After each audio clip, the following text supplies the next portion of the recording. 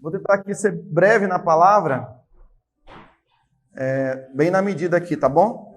Queria que você abrisse a sua Bíblia na carta do apóstolo Paulo à igreja em Éfeso, no capítulo de número 4, tá bom? Vamos fazer uma leitura desse texto. Quero também aproveitar e agradecer a Deus por esta oportunidade, dizer a todos que nos visitam nessa noite que sejam bem-vindos, tá? E sintam-se à vontade de retornar sempre que sentirem no coração, tá bom? Vocês estão em casa, amém? Glória a Jesus. Efésios, capítulo de número 4, versículo de número 1. Nós vamos falar sobre o corpo de Cristo, a unidade, diga assim, unidade no corpo. Então diga assim, corpo, não organização. Diga corpo, não organização. Amém? Então quem achou e puder assim se pôr de pé para fazer essa leitura, amém? Vamos meditar em alguns versículos aqui da palavra do Senhor. Haja vista que o Senhor nos uniu para sermos um, amém, queridos? Amém? Você vai ver como é desafiador ser um no corpo, uma unidade no corpo. Mas o Senhor nos convida assim a sermos, porque é o que Paulo, cheio do Espírito Santo, nos ensinou. Diz assim a palavra do Senhor, Efésios 4, versículo 1.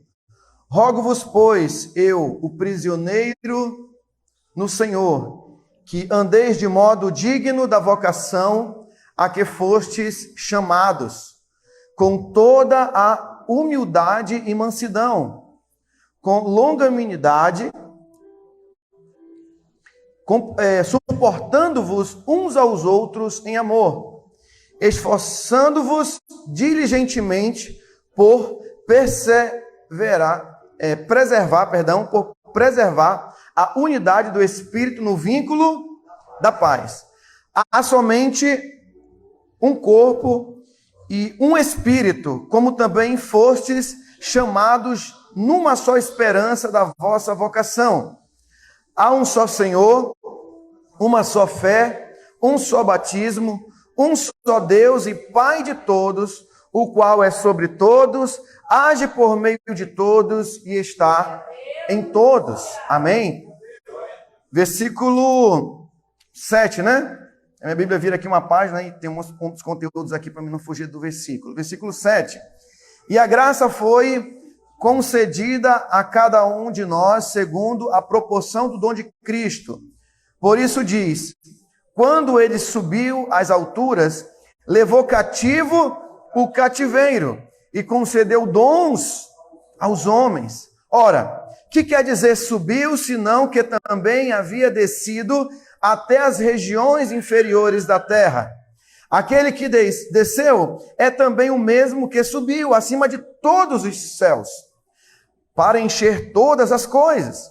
E ele mesmo concedeu uns para apóstolos, outros para profetas, outros para evangelistas e outros para pastores e mestres, com vistas ao aperfeiçoamento dos santos, para o desempenho do seu serviço, para a edificação do corpo de Cristo, até que todos, diga todos, cheguemos à unidade da fé e do pleno conhecimento do Filho de Deus, a perfeita varonilidade, à medida da estatura da plenitude de Cristo, para que não mais sejamos como meninos, agitados de um lado para o outro e levados ao redor por todo o vento de doutrina, pela artimanha dos homens, pela astúcia com que induzem ao erro, mas seguindo a verdade em amor, cresçamos em tudo, naquele que é a cabeça, Cristo, de quem todo o corpo, diga, de quem todo o corpo, tá vendo? Diga assim, todo o corpo, bem ajustado e consolidado pelo auxílio de toda a junta, segundo a justa cooperação de cada parte, efetua o seu próprio aumento para edificação de si mesmo em amor. Amém, queridos? Quem pode aplaudir o Senhor por essa palavra? Amém? Glória a Deus. Queridos, fiquem à vontade nesse momento. Amém, em nome de Jesus. Eu quero falar um pouquinho sobre a importância do corpo de Cristo. Amém? Você pode anotar a importância diga a importância da unidade do corpo de Cristo. Amém? Queridos, essas palavras do apóstolo Paulo, elas são de uma profundidade que, no primeiro olhar, se lermos assim apenas apressadamente, ou lermos por ler, digamos assim, nós vamos perder a profundidade daquilo que o apóstolo Paulo entende e que deve ser a base da nossa vida como servos de Deus. E essa base é a comunhão, uma comunhão sincera, uma comunhão verdadeira. Queridos, o grande problema que toda a sociedade ela enfrenta, que a igreja enfrenta, que nós enfrentamos, não se surpreenda, são os problemas de relacionamento. O relacionamento, eles são muito complicados. Eu vinha conversando com o pastor Jean, e ontem, nós viemos conversando e voltamos conversando, estávamos conversando sobre essas questões de relacionamento. E ele conversava comigo que, certa feita, algumas pessoas chegaram com ele e falaram assim, eu vou deixar a minha igreja, eu vou para uma outra igreja. E aí ele falou assim, meu irmão, faça o seguinte, tente encontrar qual é o problema que está fazendo você sair da igreja, tente consertar esses problemas e continue perseverando onde Deus plantou você.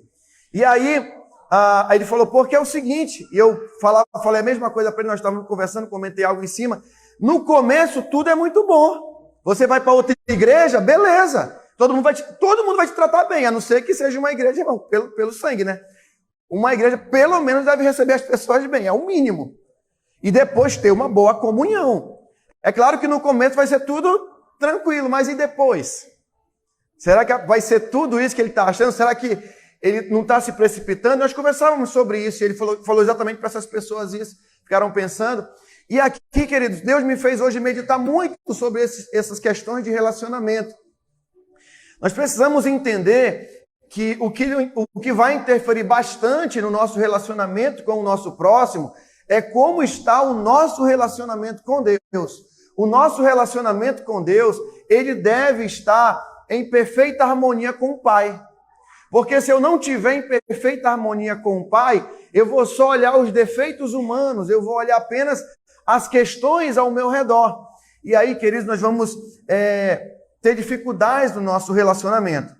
E Paulo, quando ele comenta sobre isso, eu acho muito tremendo, porque o apóstolo Paulo diz, por exemplo, no versículo 13 do capítulo 4 que nós estávamos lendo, até que todos cheguemos à unidade da fé e do pleno conhecimento do Filho de Deus, e a perfeita varonilidade à medida da estatura da plenitude de Cristo.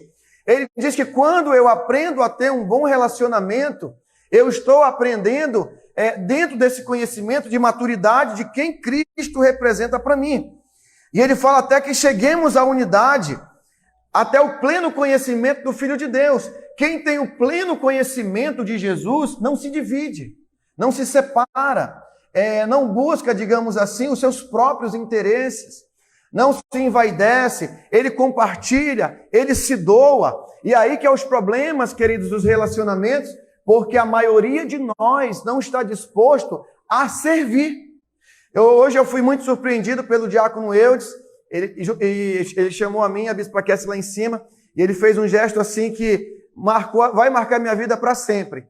E eu achei muito bonito aquele gesto, e Deus começou a ministrar na minha vida, mais ainda do que ele já estava ministrando de manhã, e completou agora, entrada no final da tarde para a noite, sobre essa atitude. Então, quando os discípulos estão ali com Jesus naquele momento, lá em João capítulo 13, e Jesus ele vai lavar os pés dos seus discípulos, ele vai surpreender os seus discípulos. Talvez se pensássemos assim, os discípulos, eles poderiam muito bem lavar os pés do Senhor Jesus, sem problema nenhum. Só que a dificuldade estava em lavar o pé um do outro. Você concorda comigo? Imagina você no meio dos 12 ali, seria muito fácil você lavar os pés de Jesus. Seria ou não seria? Seria, ele é o Senhor, mas queria ver, alguém nem cogitou, vou lavar o pé de Pedro, vou lavar o pé. Porque naquele momento estavam vivendo uma disputa. Eles queriam ser um melhor que o outro. E querendo ou não, isso não acontece no ministério? Acontece, até dentro do casamento. Irmãos, às vezes, não é que queiram, mas às vezes isso acontece indiretamente, ou sem ser percebido. Começa a haver disputas dentro do relacionamento. E aí, quando nós perdemos a percepção de servir, de ser unidos no corpo, e nós vamos acabar, digamos assim, perdendo o foco daquilo que Deus tem para cada um de nós.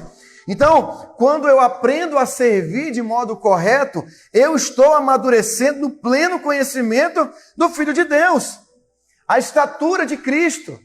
Ou seja, o Criador, de todas as coisas, o Senhor de todo o universo se fez homem e serviu, a cada um de nós. Não foi verdade? Nos mostrou como servir, nos submetendo, tendo honra uns pelos outros. Aqui que eu falo, irmãos, esse ponto, porque não é muito fácil isso. Digamos assim, não é muito fácil servirmos uns aos outros. Apesar de Jesus ter feito tudo o que fez, mas nós sermos parecidos com Jesus é muito difícil. Todos os dias nós estamos colocando situações, digamos assim, que vão interferir esse relacionamento, de manifestar esse relacionamento que Jesus quer tanto que nós possamos manifestar. Então nós colocamos barreiras, muitas vezes não percebemos as barreiras que colocamos, às vezes somos cheios de egoísmos. Por isso, irmãos, que o papel de um pastor é muito importante. É por isso que a Bíblia, Jesus não falou assim, ide por todo o mundo e fazeis cristãos de todas as nações. Foi isso que ele falou? Mas o que ele falou para nós fazermos? O quê? Discípulos. Porque o discípulo, ele tem um coração, irmão, de se submeter. E eu confesso para vocês que é difícil ter esse coração de discípulo. De receber exortação, de estarmos dispostos a ouvir, digamos assim, até críticas indiretas, podemos dizer assim, sobre qualquer situação, às vezes que nós mesmos, às vezes estamos falhando ou não. E aqui, irmãos, que muitos de nós fraquejamos do ministério. Fraquejamos do ministério justamente pelos problemas de, diga-se, relacionamento. Diga para o irmão que está do seu lado, diga assim, você precisa aprender a se relacionar.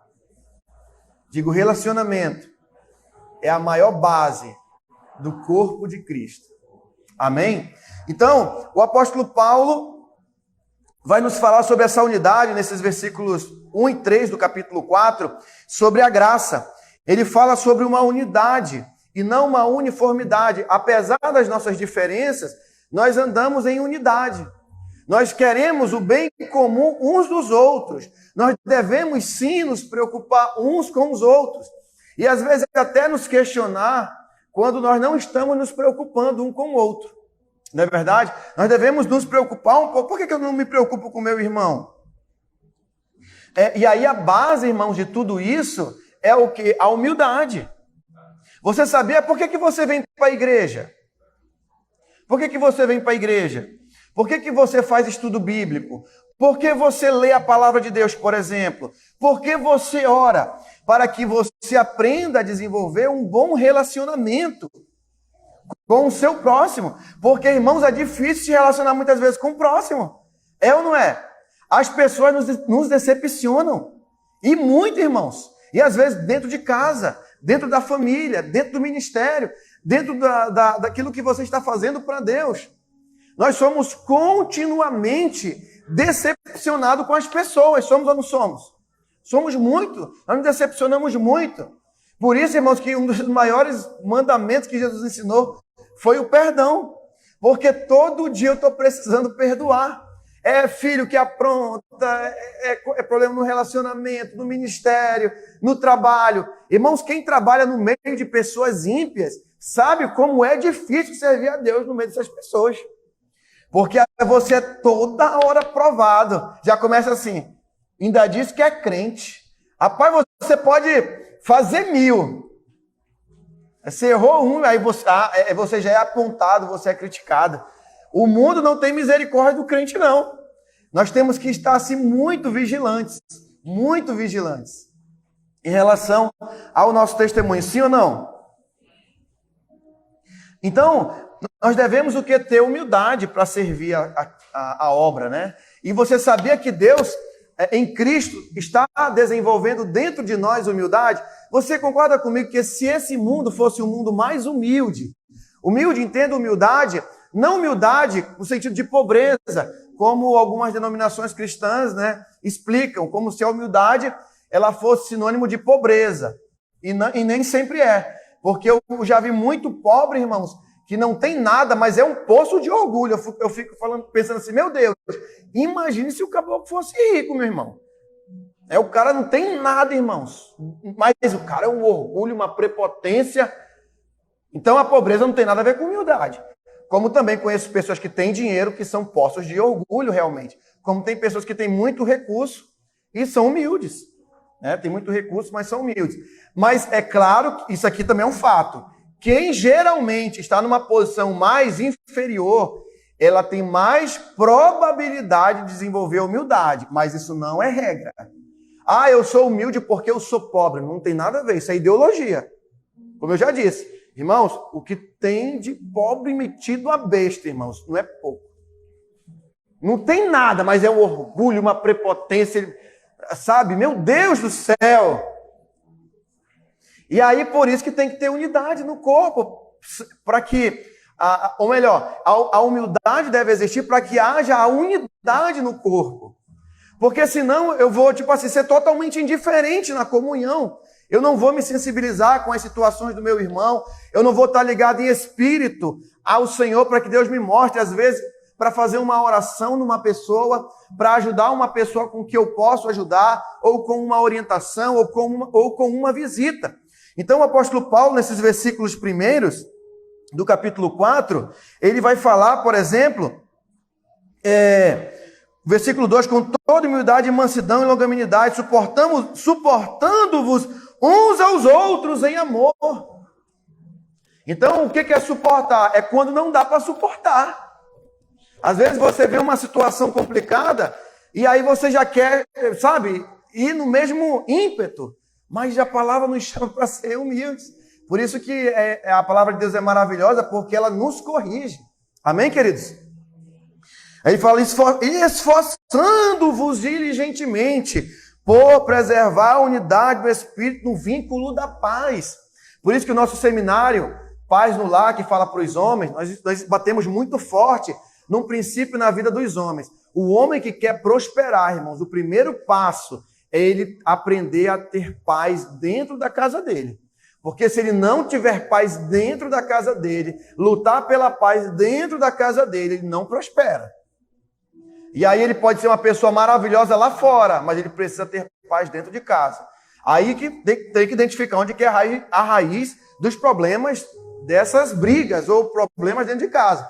Às vezes a esposa é complicada, às vezes o próprio marido é complicado, mas ambos devem trabalhar para que haja paz dentro de casa.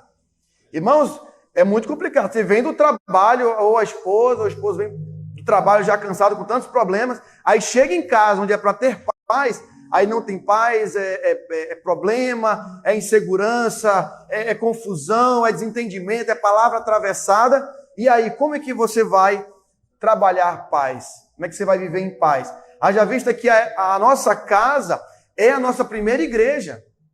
Sim ou não? A sua primeira igreja é a sua casa, é a sua família. Então diga assim, eu preciso viver em paz. Amém? Então, já Efésios 4, capítulo 4, do 4 ao 6, fala sobre fundamentos. Que essa unidade, ela se baseia, nós devemos ter essa unidade na perfeita harmonia que existe entre a divindade. O Deus Todo-Poderoso. Como que a Bíblia apresenta Deus? Em 3 pessoas, sim ou não? Qual é esse Deus? Pai, Filho e Espírito Santo. É uma família perfeita, é uma unidade perfeita. E é justamente viver nesta unidade é que vai fazer da minha família e da minha vida, do meu ministério, um local onde os fundamentos de Deus são apresentados e são estabelecidos.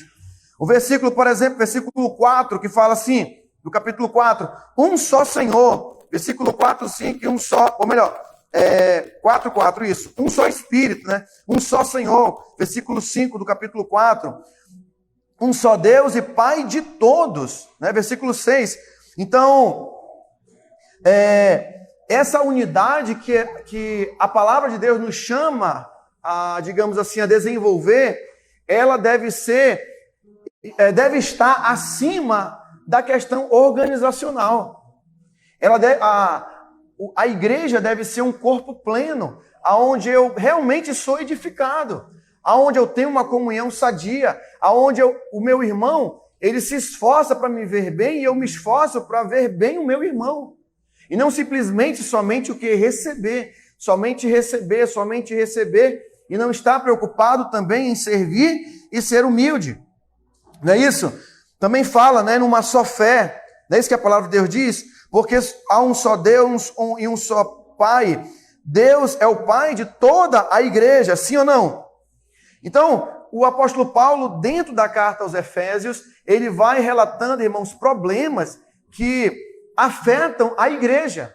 A igreja de Éfeso foi uma igreja que teve grandes pastores nessa igreja. Entre eles houveram o Timóteo, que era discípulo do apóstolo Paulo, né? O jovem pastor Timóteo. Nós tivemos também nessa igreja o próprio apóstolo João. Eu creio que João, no final dos seus dias, foi o pastor desta igreja.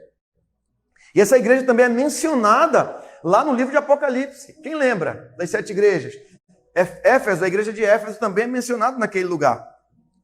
Então você começa a perceber que os relacionamentos, há 2000 anos atrás, eram o espinho da carne da igreja. E não deixou de ser hoje.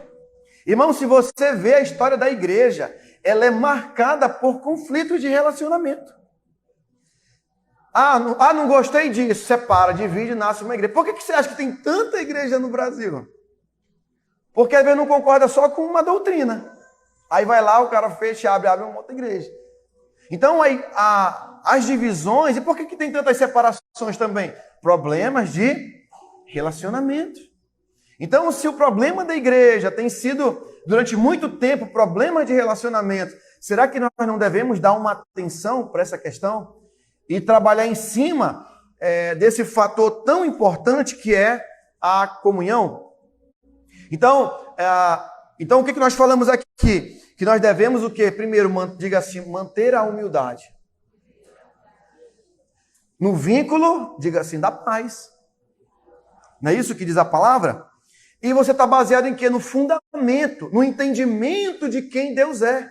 Ou você acha que o apóstolo Paulo falava assim, você tem que amar o seu próximo só porque é bonitinho? Não, porque ele olha para Deus e o relacionamento que Paulo vai nos instruir é uma linha vertical, diretamente com Deus. Porque eu preciso estar bem com Deus. E eu estando bem com Deus, eu vou estar bem com o meu próximo. Uma pessoa, irmãos, que vive em conflitos de relacionamento, você pode verificar, ela não está bem com Deus. Porque se ela estiver bem com Deus, ela pode ser até tentada a brigar, a se estressar, mas ela vai pensar em Deus. Eu fui certa feita numa reunião de líderes, irmãos, e aí foi um negócio meio feio lá. Um xingando o outro e aquela coisa, desrespeito e tudo mais. Eu confesso para você que eu fiquei ali, naquele fogo cruzado e em espírito, falando, meu Deus, será que vai resolver o que está acontecendo aqui? Não é possível que eu vim de longe para vir conversar. Será que vale a pena, né, passar tudo isso? Né? Sabe, parece que as pessoas são cabeça dura e eu fiquei olhando, meu Deus. A pessoa fica focada no problema, mas não quer buscar as soluções para melhorar esse relacionamento. Eu estava em espírito, mas graças a Deus que no final ali houve um perdão, houve, né, um entendimento. E eu dei uma lição para eles. Eu falei assim, se eu fosse padre, eu ia mandar vocês lerem 100 vezes o Pai Nosso e pelo menos mais 1000 vezes a Ave Maria. Como eu não sou padre, eu sou pastor, eu vou pedir que vocês leiam a Bíblia pelo menos 3 capítulos por dia. Porque não é possível. É muita falta de Deus dentro desse coração. É muita falta de oração dentro desse coração. Porque, irmãos, sinceramente, eu tenho alguma coisa para dar para alguém? Sinceramente, você tem? Você tem alguma coisa? Eu tenho alguma. Seja sincero, humanamente falando. Ninguém tem nada. Você pode ajudar alguém com alguma coisa, mas no dia que você não tiver. Mas você pode ajudar com aquilo que Deus te dá. O que você vai dar para as pessoas não é só o assistencialismo, que isso também é importante, mas aquilo que você recebe. Eu preciso receber para me poder entregar. Como que eles iriam ministrar o perdão se eles eles não conhecem a fonte do perdão, irmãos? Como é que eles vão relevar, suportar uns aos outros, se não tem o quê? A essência de Deus. Como é que o marido vai ser fiel se ele não tem a essência de Deus? Como a esposa vai suportar, vai ser paciente, se ela não tiver a essência de Deus? Então o apóstolo Paulo nos convida a estarmos numa igreja, não numa placa. A igreja não é uma placa, mas são pessoas que entendem a força dessa unidade e se esforçam e perseveram para andar nessa unidade.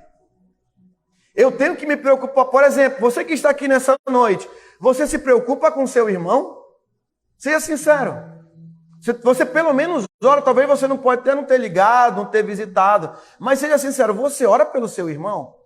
Isso é uma demonstração de amor, seja sincero. Eu te pergunto, você ora por mim? Não, seja sincero. Eu te pergunto, qual foi a última vez que você orou por mim? Ou se é que você está orando? Você precisa pensar nisso. Eu sempre, quando eu vou orar, eu digo, Senhor, me traz o coração aqueles que eu, na minha carnalidade, eu não consigo sentir que está precisando. E Deus começa a trazer os irmãos. Quem vê lá no grupo, quem não ouve é porque não quer saber da oração do seu pastor. Mas lá quando eu oro, é 40, é quase uma hora orando. Não é oração de 10 minutos, não. Porque eu tenho que ter paciência. Você já viu, já leu o capítulo 16 de Romanos? Paulo vai falando nome por nome, meu irmão, ali, ó. E Júnias e tal, e irmã, e vai citando um por um. Então Deus vai trazendo, Senhor, visita, cura, restaura, Senhor, fortalece esse coração, né? E tendo até pegar leve ali, porque quando eu não estou gravando, você já sabe o que eu oro para Deus, né? Eu oro mais pesado. Quando está gravando ali, eu já tento maneirar. Mas eu oro pesado, irmãos, e começo a clamar. Então, você precisa orar um pelo outro. Você tem que vir aqui com esse propósito de ser um com o corpo. Amém? Nós precisamos ser um com o corpo, para que essa mesa aqui, irmãos, não seja só um ritual, mas ela seja uma realidade. Fazer isso em memória de mim. Jesus, em João capítulo 17, ele faz, acho que a oração mais linda, irmãos, da Bíblia. Ele fala, Pai, que eles sejam um, como eu sou um contigo. Glorifica-me com a glória que eu tinha contigo antes que o mundo existia. Que o nosso amor não seja fingido, irmãos, não seja por interesse. Que a vitória do meu irmão seja a sua alegria também. Quando começar a vir aquela inveja da carne, você fala, opa, aqui não, inveja não. Senhor, eu te glorifico por essa conquista. Poxa, eu estou feliz pelo meu irmão, pela minha irmã. Senhor, obrigado por essa vitória. Se alegre com ele, se alegre com ela. Não é verdade? Então, olha como Deus é bom, minha pastora Luzenida. No capítulo 4, do versículo 7 e 11, já para concluir essa palavra, ele fala que Deus nos dá habilidade, ou melhor, nos dá dons, né, para ser usados nesse corpo, porque você vai precisar de um poder sobrenatural. Porque lidar com as pessoas não é fácil. Estou lhe dizendo, irmãos.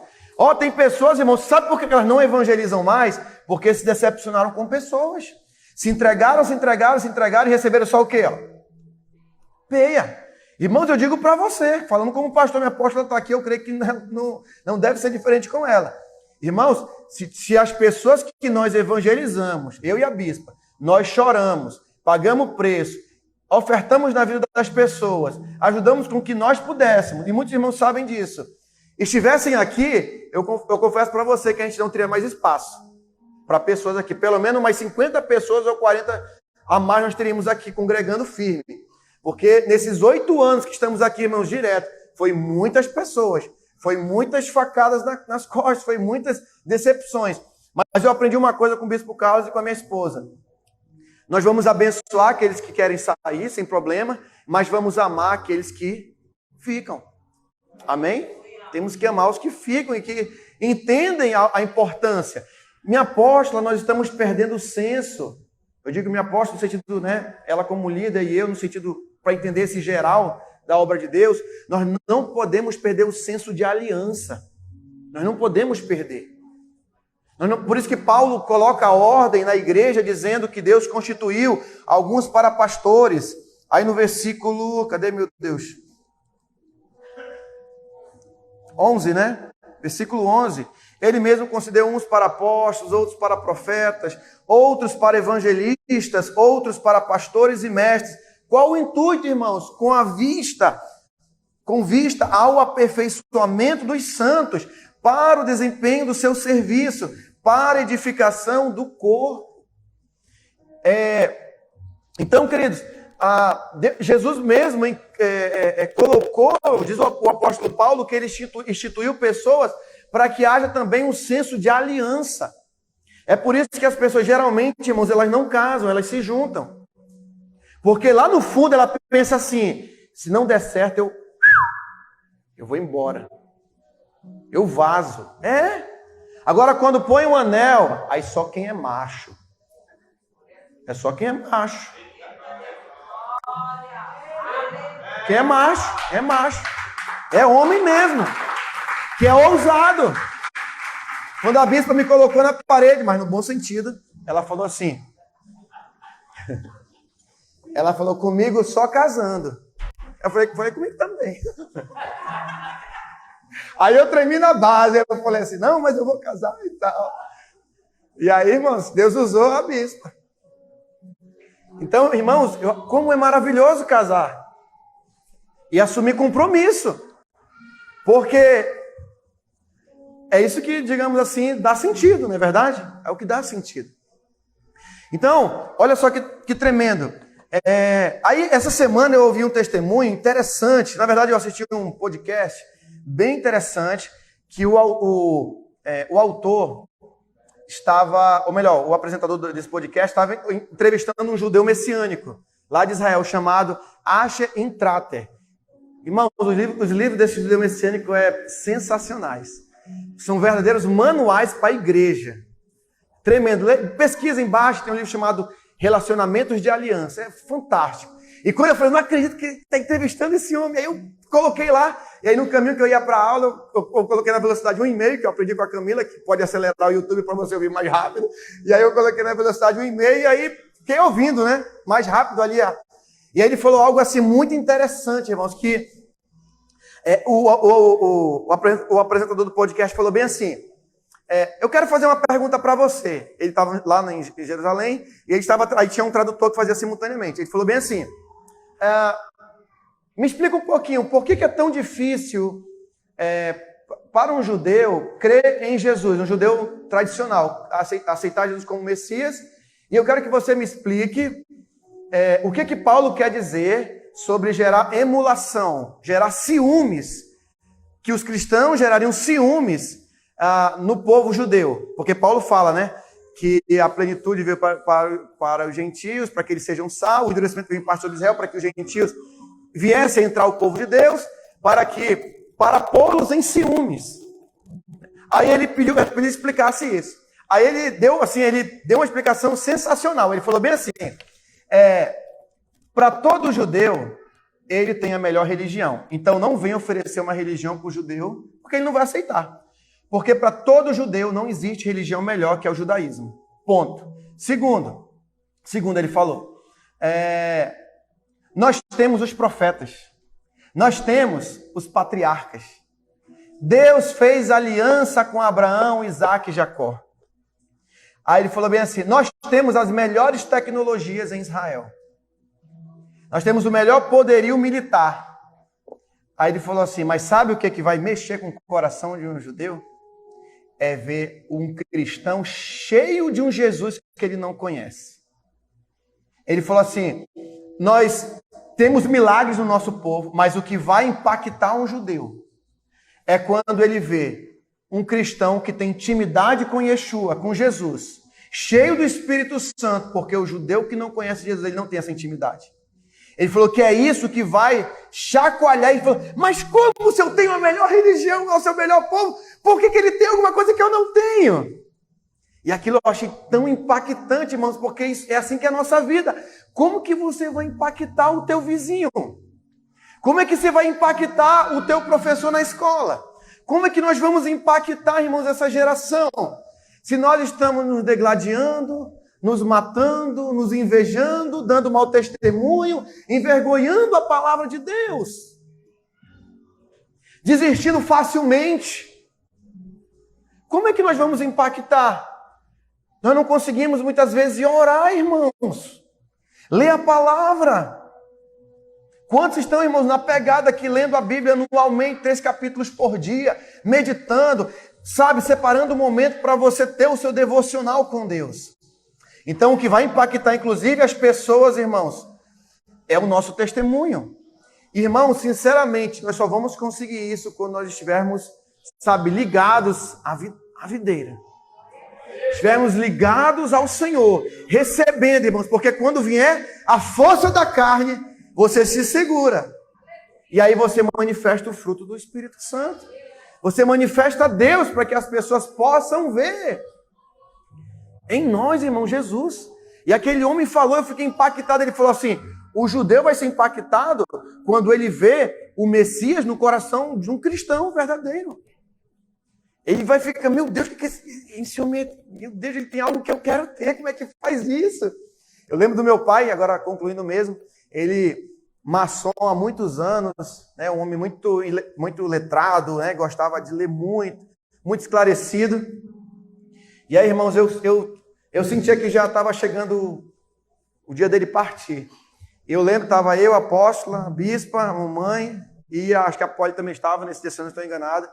E nós falamos da importância dele aceitar Jesus, dele se voltar para Deus. Aí ele falou assim, como é que eu faço isso? Aí eu falei assim, se o senhor crer com o seu coração e com a boca você confessar, o senhor vai ser salvo. E cadê essa oração para me fazer? E nós lemos lá em Romanos capítulo 10, ele orou, irmãos, eu vi que já estava se lagrimando. Aí depois ele continuou o tratamento da quimioterapia, já estava perdendo os cabelinhos ali, desceu as águas, foi batizado, irmãos. E quando ele partiu, Deus bradou uma palavra no meu coração. Partiu para estar com Cristo, o que é incomparavelmente melhor. Amém, querido? Incomparável. Querido, no dia que nós encerrarmos a nossa missão aqui, nós vamos subir e se encontrar com o Mestre. Amém? Mas enquanto isso, nós vamos trazer o reino para dentro da nossa casa. Amém? Eu quero perguntar para você, quem quer participar dessa mesa hoje? Quero convidar você a se pôr de pé, você que está em comunhão com o corpo, você que está buscando a Deus, que tem comunhão com o Senhor. Quero convidar você